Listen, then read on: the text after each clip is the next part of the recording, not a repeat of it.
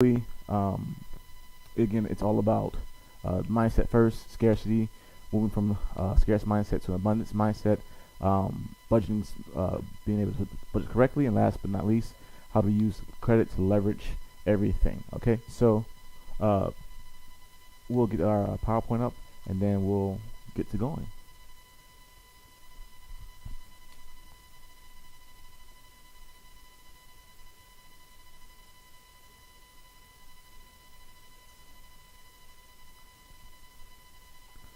All right, so again, recap for the third time. It is all about mindset. Mindset first, mindset second, mindset third. Again, going from scarcity to abundance, meaning we're moving from fear and scarcity to abundance. Meaning this is that in the scarce mindset, we have to move from thinking of money as being limited, uh, move from exchanging dollars for hours to moving to a place where we're attracting money to us, and we, even though the resources are limited, we understand that there's unlimited amount of exchanges to go with one another. And then also talked about budgeting. So again, while but like health, while going on a diet is fine, living the lifestyle on the diet is not fine. Same thing with budgeting. Living life on a budget is not fine. And then also credit and leveraging, right? So we talk about credit, making sure we have the right credit profile, understanding our credit profile so we can get access to funds so we can then move to the next area of our life. So this is talking about do as they do, not as they say. So the first thing you want to do is, in order for us to do as they do and not as they say, we have to know what they know. So they know four things. They know why they hide the truth from us. They also know that what money really is. They know how money really works, and then they know why money disappears. So if you look at everything that's highlighted, it says why money really disappears. That's what they know, that's hidden, and we're going to spend today or this evening to uncover those things. So I'm going to do my best to make this very simple as possible so you guys don't get lost in the sauce. So very first thing, why they hide the money. It boils down to two things. They hide it for tax revenue and for labor. You see, the government, they don't produce anything, and so they don't make anything, so they don't make money, right? The only thing they can do to raise money is one or two things. They can charge taxes, or they can also raise money through debt, meaning they sell their bonds to other people, other countries, X, Y, and Z. And so why they hide the truth from us is they want us to be a labor force that actually works for dollars so they can then tax us, so they can then funnel money to themselves. That's it, plain and simple. They want to make us work. By us working, they tax us, and so they gain tax revenue to fill their pockets. So, with that understanding, we have to first then understand what is money. So, you see the dollar, you see the euro, you see the pound, you see crypto. A lot of people, when I ask what money is, they'll say, well, the dollar is money. And to that, I will say this. You're almost there, but you're not quite there. It'll be the equivalent of me saying this. What is cake? And then you say red velvet. Or what is cake? Dark chocolate. You see, we have to go deeper. We have to actually expand our vocabulary. We have to understand what cake really is.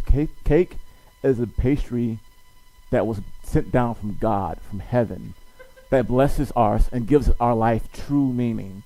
When you mix egg, flour, milk, I don't know the recipe, but when you go put it all together and your name is Patricia Young, and then you just sell that thing, it's nice and moist, and it just makes your whole life better. Let me tell you something, cake is so good, it's so wonderful that it makes you want to slap your mama. Now, I'm not saying I've gone that far to slap my mother, but I did lick my cake because she was eating a lot. So at the end of the day, it makes you do really weird and crazy things. Same thing with money. Money is not the red velvet. Money is not the butter pecan, whatever. The dollar, euros, pounds, all those things are just things are types of money, but they aren't real money. Okay? So, what is money? Money is very simple. Money is nothing more than a tool to exchange values. That's it. You have different types of things you can use to exchange value, but at the end of the day, money is nothing more than a tool that's used to exchange values. So I know you guys know about bartering, so like if I have an eraser and somebody has, a piece of paper, like, we can barter, we can exchange like that, things like that, right? That is a form of money, bartering. But I want to explain money in an even more simple way, okay? Now, I don't know about you, but I personally, it is my estimation that the golden era of time was the 90s, okay? Like, I think everybody, if you've lived it, you understand it. If you haven't lived it, you missed out. So, the 90s was a time where it was crazy. It was a wild time. You had Jurassic Park, you had Nelson Mandela, you had my favorite, oh, oh, oh, this is all that everybody, yes, yes, everybody knows that. Now, what the 90s did was, if you were in school, you understood this, that while you're an adult, you may have enjoyed the 90s, but when you were a kid in the 90s, we had this thing called the lunchroom economy. So this is how this is our money. See, for us as a kid in the 90s, we didn't real money. We couldn't care less about real money. All the deals, everything was made at the lunchroom table. Now let me tell you some of my favorite things in the 90s. You had the Lunchables, you had the Dunkaroos, and if you were really fancy, you had the fruit roll-up. Kiki, what else we had back in the 90s? We Warheads, Airheads, Crybabies. All of these things, I'm telling you, these were the things that were used to exchange value. You can get somebody to do your homework. You can get somebody to do to tell that girl you like them, that boy you like them. You can get people to change their to exchange things. At the end of the day, the food that we had in the 90s, that's what real money was for us. And so to take that to the real account, all money is nothing but a tool to exchange value. Okay. And so for money to be a real thing, it has to have four elements. Those elements are, it has to be a medium of exchange, it has to be a unit of account, a store of value, and it has to be scarce. So let's talk about it. You can see it on the screen, and take your time and write that down. But let's talk about that. So money is a medium of exchange. What does that mean? So if I had the Pizzable Lunchable, right? I can exchange that for a service. So if I didn't do my homework, I would say, hey, Crystal, let me copy that. I'll give you some of my Lunchable. Easy means of exchange. You see, one of my good friends, Sunshine, she had the best lunches growing up. She had all the snacks, she had everything you want. So she can get a lot of favors by exchanging lunches. So at the end of the day, you have this item. It's a thing that is a medium of exchange. So if you do this, I'll do that, and we'll gladly have that trade-off. The second thing is, it's a unit of account. So all that means is this. Think of a unit of account as a ruler to measure what you're willing to do for it, how much it's worth, right? So I'll say an hour later, so sorry, not later sucked. Well, actually, no, let's go with now laters. Let's go with now laters. Depending on the color of now laters, here's what it says, right? For a red now later, I can get you to do X, Y, and Z. But for a yellow now later, most of us ain't doing absolutely nothing. You can get more favors if you have the red now later, the pink now later, and what other color? And the purple now later. You can get way more favors with those, and the blue one. You can get way more favors with those colors, but if you had the yellow one, it's like a penny. It's like worth almost nothing. So the second element of money is that it's a unit of account. So it pretty much gives a measure of what it's worth, and so that's what that is right there. The third thing about money is a store of value. All the store of value means is that I can hold on, I can use this now, or I can use this later. Now later. So all it says is this, is that I will give you my fruit roll up, but then next week you have to do X amount for me, right? It holds the value for a certain amount of time. Again, where's the value? The value is in your service versus my food item, right? So I have this food item. I will give you this food item because you value it. I value the service that you're then going to perform to me either today or at a Oh, later time. And then the last, absolute last element of what money is it has to be scarce, right? So if everybody at the table had, a Capri Sun, if everybody had the Kool Aid Jammers X, Y, and Z, it will be valueless, right? But if you were the only person that had this limited food edition that came out in the '90s, like I don't know, the Nickelodeon, whatever it is, right? If you had that, that had a lot of value that made people want to do even more things for that. And so this is what money truly is. It's nothing more than a medium of exchange, but it has to have these four elements inside of it. Now, why did I bring that up? I brought that up because right now we're at a place where we have digital currency. Next slide, please. Yeah, there we go. We have digital currency. We're in the age of digital currency. And so you're going to see a lot of people going in the crypto space, potentially losing millions of dollars chasing these crappy coins like the Shibuya whatever coin, like the NFTs X, Y, and Z. And so if they would just understood the four elements of what money is, they would know that this is maybe not a good investment, right? And so going forward, because we are going to the CBDC, the central bank digital currency, we're going to that. We're all going digital very soon. So when we're going digital, before you put your dollars into another currency, understand that it has to have these four elements before you consider yourself investing into them. Okay? So now we're going to talk about money versus currency. So money, again, is the cake, the big cake. Currency is the type of cake. So here, money, think of money as this. So you have a lunchbox or you have a toy box, right? So money is nothing more than the basket full of, rocks, paper, and metal that we assign value to. We assign the value to this big old basket of paper, rock, metal, whatever, right? Currency is nothing more than people's most favorite type of money that comes from that box.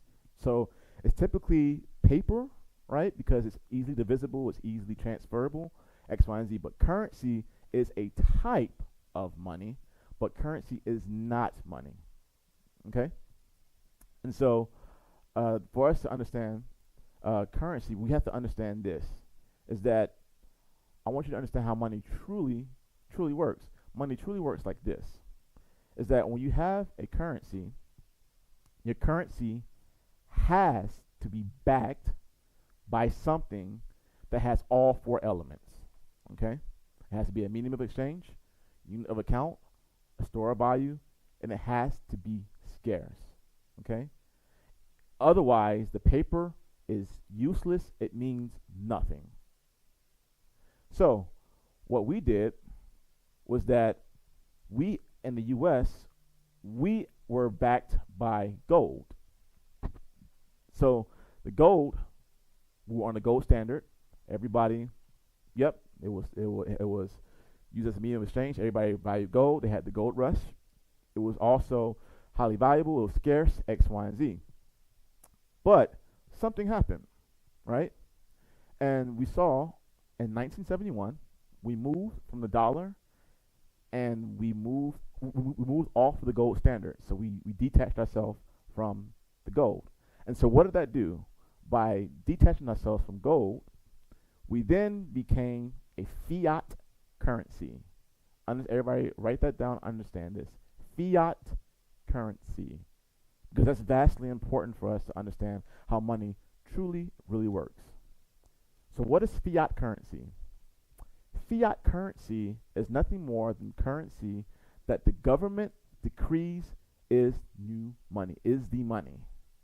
So right now, when we're talking about paying a mortgage or going to the tax office to pay whatever you have to pay there, you cannot pay in gold, you can't pay in silver, you have to pay in the currency that the government decreed was their currency, which is the fiat currency. And it was at this point in time that debt became money. Money is debt. And so the government, in order for the government to use the fiat currency, right, what they have to do is they then have to raise taxes to help back it, right? And that's why taxes go up. And then at the end of the day, the big problem with fiat currency is that, again, the government are junkies. They have a spending problem. They spend more than what they can tax. And so that's what our money really is. So at the end of the day, what money is, what a fiat currency is, a big IOU backed by our labor. Recall the first thing I told you. Why are they hiding it from us? Because they want us to be workers, right? So they can collect tax revenues. Why do they want to collect tax revenues? So they can then back these IOUs, which is called fiat currency. Now, what else is wrong with fiat currency? Well, the thing is, because it was uncoupled from gold, we then can do this thing called printing money or quantitative easing. We can print money. So think of it like this. You have a jug of milk, right? Now, I don't know all the ingredients. God made this wonderful thing that's called milk. I'm just going to boil it down to two things. So just for simplicity, you have fat and then you have water, okay? And so what happens is that the government says, oh, it's wet. So we're just going to print dollars, and all they're doing is adding more water inside of this mix. And so now you have more water to oil, and so now your milk is diluted. So you've gone from whole fat milk, that lovely, delicious whole fat milk, to now 2% milk because they added more water to it without adding the fat. Where does that fat come? It comes from those other four elements that we talked about: medium of exchange, unit of account, store of value, and also being scarce, right? By it being scarce, by it being a limited amount, it makes it more valuable because people can't have much access to it. By you keep printing more money into there, you lessen the value. So we've lost the dollar since 1900 has lost 95% of its value. What does that mean? It means this. It means that back in 1900, I can buy 10 beautiful lollipops for $1. That same dollar can buy me a half of a lollipop in today's time. You used to be able to get 10, now you can get a half of one.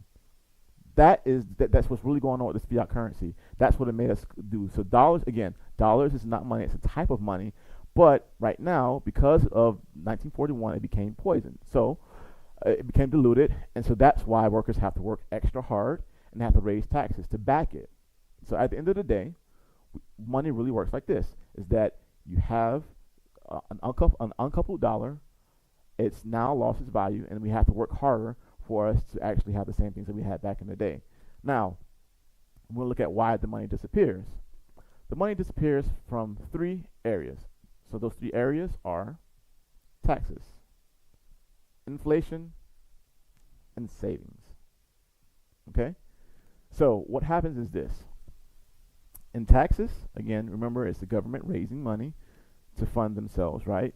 But because they print more money, they print more money.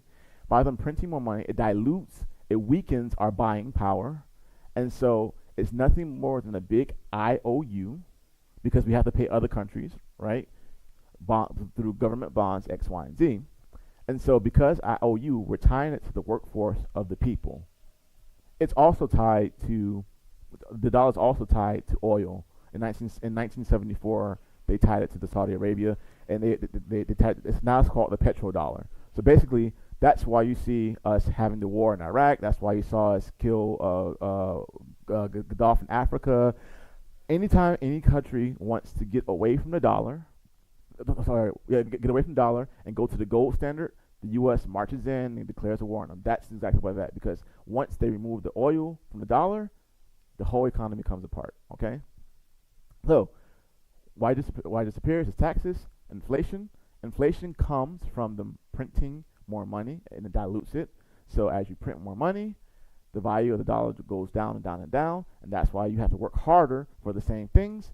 And then because of these two things, because the dollar is diluted, you cannot outsave the rate in which they're printing money in. I think I covered it last week. They printed $9 trillion, right?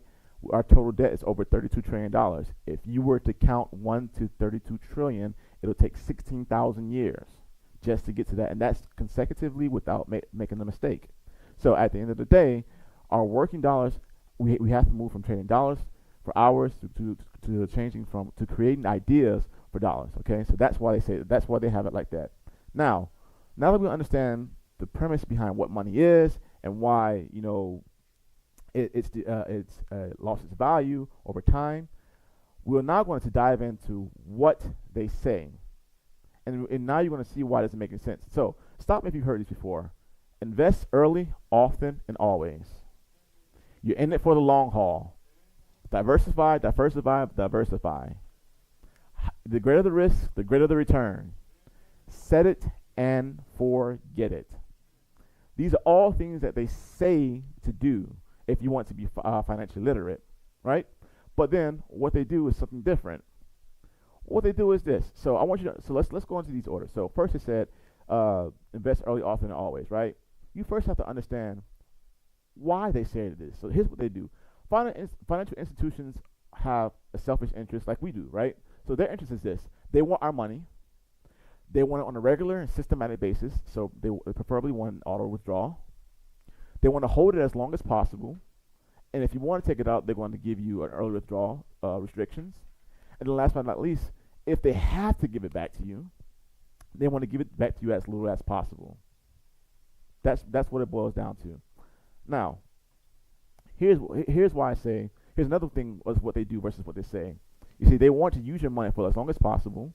So they want you to put your money to sleep while they're putting your money to work. And at the end of the day, they understand that what they actually do is they put your money in motion. You see, they hold on to your money so they can actually make money themselves. They make the money on top of your money while they have you put your money to sleep. Now, the next area and what they do versus what they say is, they say you're in it for the long haul, right? Well, and so they tell you diversify, diversify, diversify. Well, here's the funny thing about it. What they do is centralize, centralize, and centralize. They don't diversify. So one of the greatest investors of our time, Warren Buffett, what he said was this. He said, diversification is a protection against ignorance. It makes little sense if you know what you're doing. So at the end of the day, diversification is nothing more than a hedge against ignorance, or it's a hedge against us not knowing what to do. So at the end of the day, this is why I say we have to invest into our education, our financial literacy, because they're holding our money to make money on top of money while we're parking it. At the end of the day, I found this so interesting is that the poor and middle class are so enamored with getting something out of nothing. I put my money in, you go work for me, and I'm going to get rich off of doing nothing. That is an idea that's keeping people in the poor and in the middle class. So the next thing is what they do and what versus what they say, right? They say the higher the risk, the higher the return. Don't you listen to these funky people. That's not what I wanted to say, but don't listen to them, because here's the thing. At the end of the day, the banks and the financial institution says, yeah, if you want bigger returns, you have to take bigger risks. Well, then why do you when you want to take a loan for a car, a house, or whatever, the bank, number one, owns the asset. They have a first lien position against it. Number two, they make you pay for the insurance to keep that up, to keep it up. Then, on the purpose of a home, the front end of the amortization, meaning the front end of your payments on your house, is upwards of 80% towards the interest payments, not even down the principal of the house. So you're paying the bank first. You see, they figured it out. They figured out that people change homes typically every 7 to 8 years, right? And so the amortization structure, or the structure of your payments, are pretty much the first 7 to 8 years. They are paying. You're paying just interest, mostly interest, and nothing on the principal. And then after the six to 7 year, what do? They send you this thing. Hey, you want lower payments? Let's refinance. Rinse, recycle. Again, the first 6 to 7 to 8 years is towards interest, not principal. So they're getting their money first. Where's the risk? They're getting their money first all the time. Also, with the credit cards, sorry, not credit cards, with credit, they make sure you have good credit before they even lend money to you. And then did I mention they own the asset? Where's the risk? If you default, if you fail, guess what they do? They just liquidate it, they sell it, they get out of it. They're not in the business of owning homes, but they own the asset. Higher risk, higher return, my butt. You're telling me to do one thing, you're doing something completely different. I don't like it. So, with all of that, let's talk about how banks really work, so we can become our own bank. Okay. Whew. Got a little passionate. All right. So there's three things. It's a three-prong attack for the banks. So the banks really work like this. They have this thing called fractional reserve banking. They work on a spread, and then most of their assets, most of their money is tied into this thing called BOLI. Okay, I'll get into what that means a little bit later, but understand again: fractional reserve banking, spread, and BOLI. So, what is fractional reserve banking? All it is this: they take your deposit, they put it in the bank. Now, we used to think that, when they take all our money, they put it into this vault and protect it, and when I want it out, they pull it out from the vault. That's not true. What they do, they take it, and then they put 10% of every deposit into a reserve. The other 90%, they're investing it into the system. So, what does it look like? So, if we were all to get together and we all put $1 million in the bank has to keep 10% of that. That's $100,000. The rest of the $900,000 they go to invest. Now, what does that do to the system? So that does this. That puts $1,900,000 in the actual in the total system. So they've literally created $900,000 out of thin air because they're lending it out to somebody else. So instead of the banking system having $1 million, so 1-to-1, it's now $1.9 million. And then what happens after that is they'll then take that $900,000, put it into another bank, and then they'll keep 10% off of that, $90,000, and then they'll invest the $810,000. And then the cycle repeats and repeats and repeats and repeats. And now you understand, now you see why I say savers are losers. You can never outpace this. You can never outpace. This is literally them pumping money into the economy. So now we have the junkies pumping money printing money and pumping into the economy, diluting the money. And then we have the crackheads, the bank, they're also pumping money into the system and diluting the system. And then you have people like us trying to save money to actually to keep up with all this pumping. We can't do it. We can't do it. No diddy. All right. So next thing. All right. So fractional banking. Again, all it comes down to this. It says for every $10 that I put into the bank can lend $100 for every $10 I put in there. So they can literally, I put $10 in there, they can literally make exponential amounts of money. They can lend $100 off of my whole $10. Seems unfair, right? So they create more money in the system. Like I said, it dilutes the value of the dollars. It also causes inflation, and we cannot outwork that because they're printing all this money. So the second step that happens in the bank system is a thing called a spread. And so your money is called debt to the bank. So this is why we talked about leverage last week, understanding leverage and understanding credit. So you put your money in there, the bank then lends it, they own the asset, and the money comes back into that. So we're going to now run this exercise so you can see how powerful it is as far as what the bank does. So our deposit starts at the left. You see that 4%? So if we put our money in the bank, they're going to give us 4%, right? And now that's considered high. And nowadays, that's considered high. Back in the days, like in the 2010s, X, Y, and Z, they're giving like 1%. What they then do is take your money, they'll then loan it out at 7% for somebody who wants to buy a home. All right, so they'll put the money out, the person will take it. Oh, guess what the seller does? They put it back in the bank. And remember that fractional reserve, right? For every deposit they put in the bank, they get to what? They get to invest in the 90% of that value, right? And so they're giving you 4%, they're making 7%, they made a spread of 3%. 7 minus 4 is 3%. It doesn't stop there. Then they'll say, oh, you want a car? I got you. They'll give you 8% interest on the car, right? So the person takes the money, they go to the dealership, they buy the car. What does the dealership then do? Put it back in the bank, fractional reserves, 90% of that money is then lent out again, right? So now you have 4%, right? They're giving you 4%, but now not only have they made 7%, they made 8%, right? So 8 minus 4 is 4%, 4 plus 3 is 7%. Oh, it doesn't stop there. You want to remodel your home? You want to raise the value of your home? I will lend money to that. 9% interest rate. You get the money, you go to Home Depot, Lowe's, X, Y, and Z, you purchase the stuff. Lowe's gets that money, guess where they put it? Back in the bank. Fractional reserve, 90%. So now they're doing all this stuff like that. All right, cool. It goes back into the bank. So now they've made another spread on your money. So now that's 5% that they made, right? On the home remodeling. They make 9, they're giving you 4. The spread, 9 minus 4 is 5.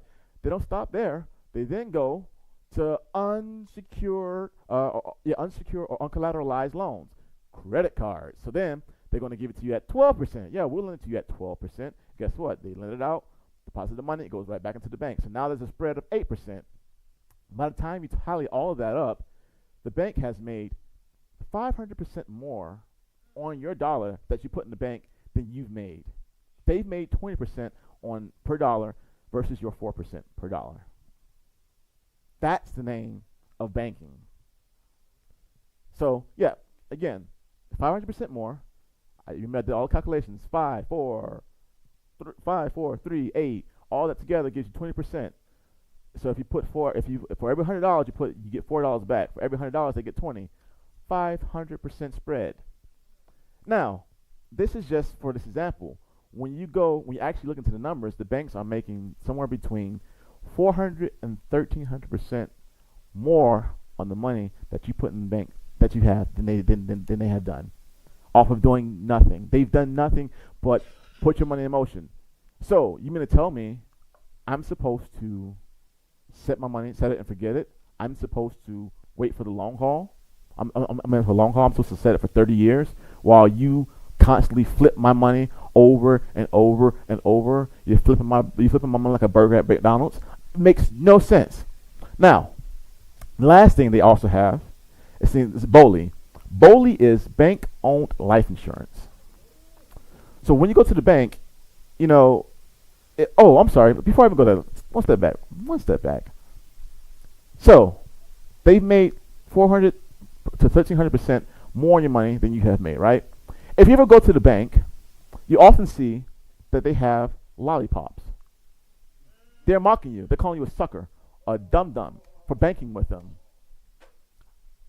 Next time I go to the bank, I'm just going to knock it over. Pay attention. Actually, go to the bank. Pay attention. They always have lollipops. They're calling us suckers.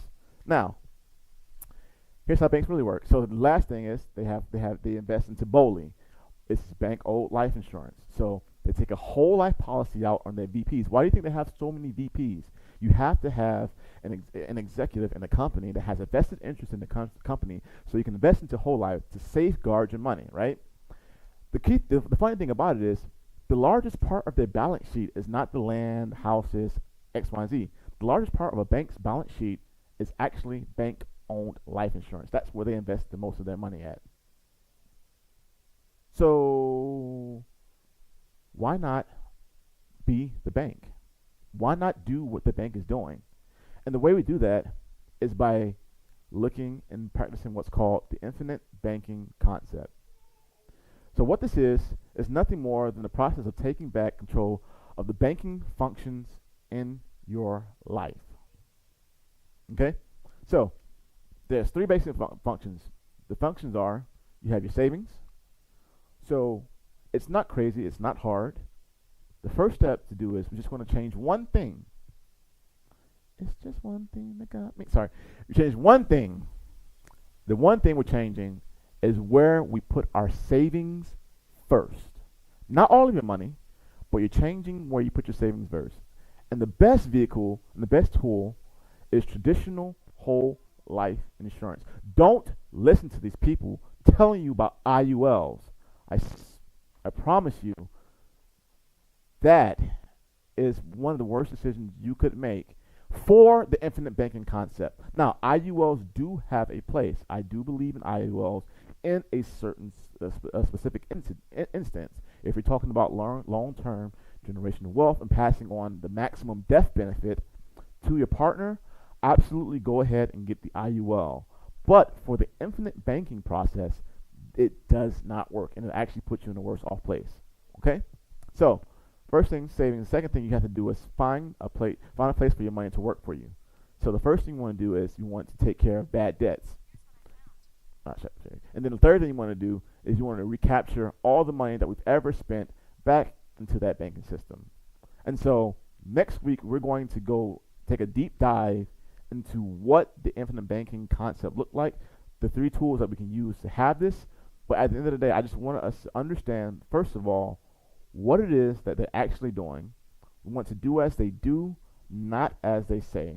And at the end of the day, we have to get to the point where we are practicing fractional banking by using the leverage within our whole life insurance policy. And then we also want to then practice using making the spread. So with the spread, what that looks like is this: is that I'm going to borrow against my whole life policy. So in this, I'll save this for next week. In the discussion here is that at the end of the day, we want to move into a place where we're taking back the banking functions in our life. The first thing, again, start with the saving. Second thing, we want to find a place for it to work. And the third thing we want to do is recapture all the money that we spent. That is the introduction into the infinite banking concept. I will have more information on that for the following week. I'll open the line for questions now. Don't want to get too far ahead. Talk to me. Yes.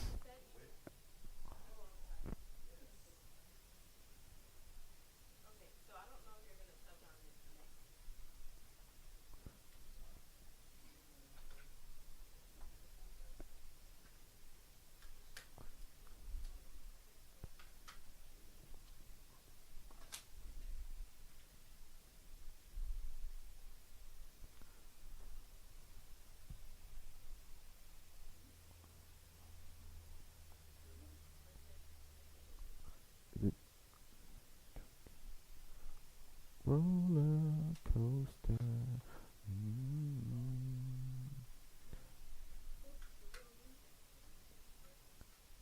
Honestly, individuals, everybody, we have the most awesome sound tech guy, Mr. Ray. Check, check. He literally is legit. He's Jacgyver, the Jamaican MacGyver. Mic check. There we go. Okay, so my question is, I don't know if this is what you're going to be touching on next week, but I'm curious as to why, you said IUL has its place, Yes. but why is it that you don't recommend it over the whole life? So I don't recommend it for the infinite banking concept. Even though it can do, you have the death benefit and the cash value that you can use for infinite banking? Yes, but there are a lot of limitations that comes with IUL, and there's a lot of dangerous implications, specifically how it's tied to the market. I don't believe. I honestly don't believe in that strategy. I think that if you're talking about over the long term, if you're looking to have a higher death benefit for your significant others, at the end of the day, that is the perfect tool for you. But for the infinite banking concept, because you're having so much movement in the policy going in and out, IULs aren't necessarily the best tool in my estimation. Okay, thank you. Yeah, no worries. And I'll have details side to side, IUL versus whole life. Because like I said, it's not a terrible instrument for long term, but it's a terrible instrument for infinite banking. For individuals that would like to do an IRA Roth, is that the Yes. same thing? IRA Roth, Yes. Roth IRA. Yeah. Do we discourage against this, or No, I don't discourage against a Roth IRA. It all depends on your strategy and what you want to do with it. There's many strategies in which you can use. So people tend to think that it's a either or, and it's not an either or. It's a and or. It depends on what you want to do. So you can use the infinite banking concept while having the Roth IRA. So at the end of the day, again, the Roth IRA uses post-tax dollars. So all the money that goes in there is tax free. It grows tax free. As long as you wait until you retire to pull it out, you get that money tax free after retirement too, because it's post-tax dollars. Tax dollars. Now, if you want, you can also pull out the interest. You can pull out the principal in there as well. So if you put, it's $6,500 per year, I think it is now, or they may have raised it, but no, 7,000. So I think 7,000. So you can put 7,000 per year. As long as your stocks don't go below what you put in there, you can pull out your principal at any time and use it tax free. It's only the interest that you charge for pulling out early on. And you can also pull out early depending on if you like buying your first home, X, Y, and Z. So it's all about the strategy. It's all about how you use it. My personal methodology, I don't like doing business with junkies or crackheads. So I don't use an IRA or a Roth IRA or even an IRA. Those aren't my beliefs. I don't believe in tying that down. There are instances in which they do make sense though. Like if you're in there already for like maybe 15, 20 years, absolutely keep it because you can use the Roth strategy in which you can tie a C corp to it and actually have way more tax advantages and things if you do it correctly. But it's just different things and different strategies for you. But I would say if there's a younger person who wants to make the stocks their strategy for creating buying assets over long term, absolutely do a Roth IRA. That would be my suggestion. Either a Roth IRA or a self-directed or Roth IRA, self-directed IRA, 102, Roth or self-directed. Sorry, it's a question for that. If a married couple is looking to do a savings plan for their children and they're looking at Roth IRA, Savings plan for the children for what? like futuristic plans, their mindset and their concept is always save for the future, think about the future. So they're thinking about doing a Roth IRA. Yeah. So recall what we just talked about. Savers are losers because and it's not because of anything that we've done. It's because of what the government and what banks have done. They're in bed together. No diddy. So basically, they're in bed together. They're tied together, and you can also throw big business in there, right? So what happens is that when you're talking about savings is going to be eroded by the inflation that has been caused by those two entities. What my suggestion would be is if they have the capital, I would like to see them maybe invest into a whole life insurance policy, and also take out the cash value to then go into stocks or X, Y, and Z. But by putting the money inside the whole life policy, right, and using the infinite banking concept, you can recapture the money that you spent out there, and also it'll compound. That's the instance where it's good to compound. It'll compound year over year, and you have your money safely tucked away inside the policy, protected against tax liens, against all that type of stuff. Because at the end of the day, it's not just about saving. So you're protecting yourself against inflation, but you're also protecting yourself against all the vultures out there who are trying to get your money. So God forbid, we never know. Say somebody fell on their property, and now they want to sue them, right? They can go after the savings, they can go after their IRAs, all that jazz like that. If it's inside of that whole life policy, you put those savings inside the whole life policy, they can't touch it. And you use the cash value, to support your life. So again, it's all about your strategy. It's all about what you want to do. Again, it's not an or thing. It's a and or thing, right? You can use I've seen people use their cash value to buy stocks X, Y, and Z, and then after they bought the stocks, and then they just take the cash flow from their regular checks or whatever, replenish it back inside the whole life policy, build the cash value up, so they have 2 for 1. Okay. I would like to ask, IULs, are they aggressive?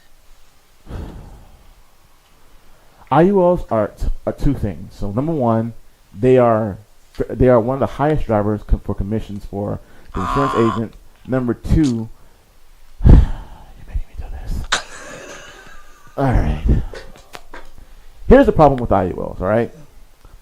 How they illustrate it is vastly different from how they actually put in practice. So what they'll do is this. They'll say, and this goes back to your aggressive strategy. What they'll say is this. They'll put your IUL and they'll give an illustration tied to the index. The S&P 500 is the most common, right? So they'll say, okay, as you see the S&P 500, it grows 10% year over year. What does that then assume? That assumes that you're putting your money in the S&P 500 and tying it to the IUL for it to grow.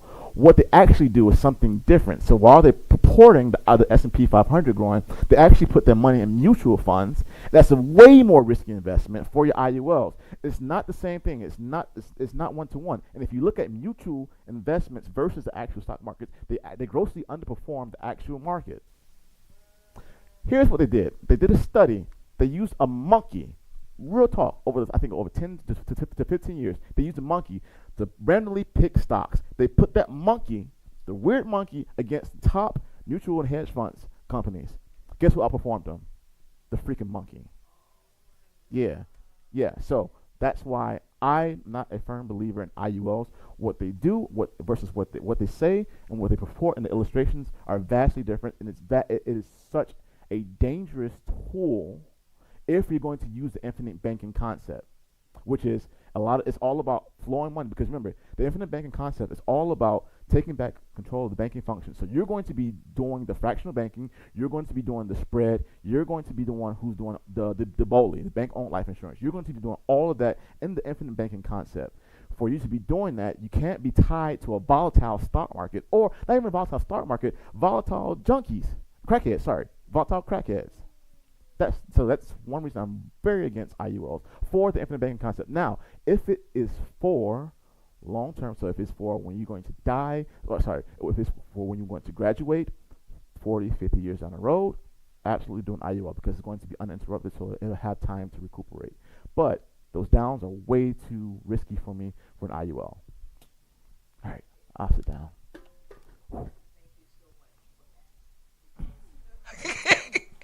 I feel violated. I'm moving to Africa.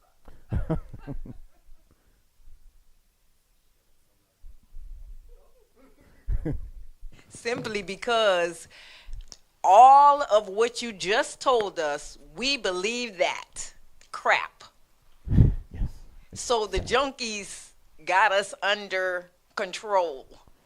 Yeah, it's a very So we're trying to get out of it. So I am just so glad about it because everything that, just like you said, they ever told us all. I mean, you shouldn't put that past well, you know where we live anyway, because it's nothing is truth but the word of God.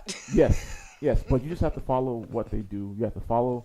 You literally have to follow the money. And so when you look at their balance sheet, literally the balance sheet is mostly for banks and financial institutions. They're mostly comprised of bank-owned life insurance policies. And why do they do that? Because the good life insurance companies are loaded. They always have to keep a reserve to cover every single person's death benefit. If everybody died at the same time, they have to keep the reserves in there to pay those death benefits.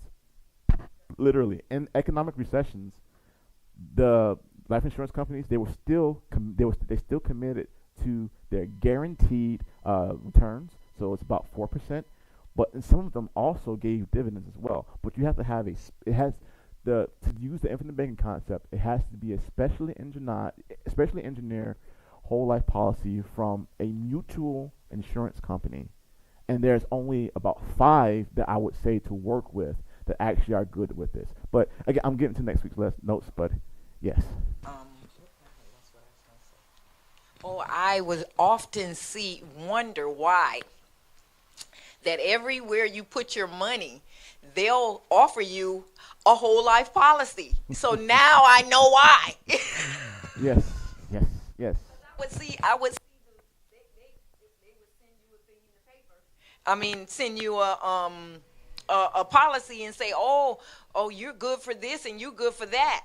So now I understand. And I would always say, well, why is the bank offering me insurance? I say, so I had an idea that they want to make some money off of me, but I didn't have that whole idea about it.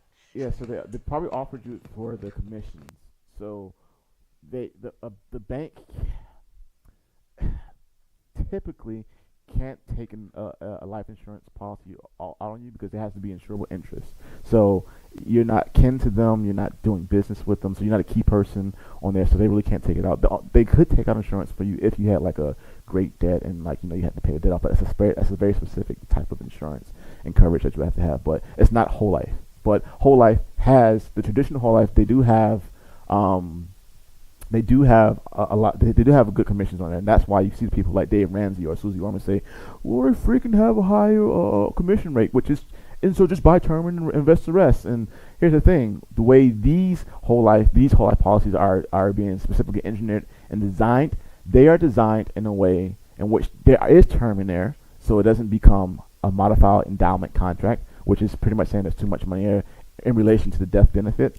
So they're specifically written in a way that the person gets the most benefit, and then the insurance agent gets way less commission, like the minimum amount commission. That's how they should be written. Oh, yeah. My question is, with the whole life policy, and we know that the younger you start, the less expensive the whole life policy is. Now, with this infinite banking system, how would this work for somebody who's seasoned? That's past that age where life insurance is less expensive, and if they want to incorporate this. Two things. Right, so just get on to my notes for next week. Oh, okay. I'll wait till next week for the answer. No, I'm gonna give it to you. This is hey, if you tune in today, but you get it. So that's two things, right? So for this to work, you have to first of all you have to be insurable. Like let's talk about that, right? You have to be an insurable person, so you can get at least you want to get standard or preferred rates, right? If you get subpar or it's kind of hard. You have higher premium. So in this thing, you want to the minimum that you for a number, the minimum number you want to think about for depositing into whole life for the infinite banking concept is this: 10x your age from 30 to 60. So if I'm 30, $300 per month is the premium that I want to pay. If I'm 60, $600 a month, right? If you're under 30, think 15 times. If you're over 60, it's 15 times your age. Okay, that's the first thing for the minimum payment. Now, with that being said, if a person's older and more seasoned, if they don't have the health, but they have children or a dependable or somebody that's has insurable interests around them, they can then take out a policy on that person, and then they can do what's called a dump, and they can dump inside of their policy and also be the owner of that policy as well. So you can do that as another option if you don't have the help or if you're seasoned and if you want like a lower premium. But you have to have insurable interests on that person. So like a son, daughter, mother, somebody who lives in close proximity, or you can also do this. You can also get it on a business partner as well. You can't kill your business partner because of this contract we voided, but you can also get one of your business partner as well. So we can get our money back off these children. Yeah. Now, as I mentioned, the maximum you should put. It depends on your assets and how much money you have, but it's typically 20 to 40% of your gross household income. So those are numbers you want to look at when you talk about putting money for monthly premiums, or you can just do an annual premium. I like annuals, but you can do monthly, quarterly, or annual, or biannual as well.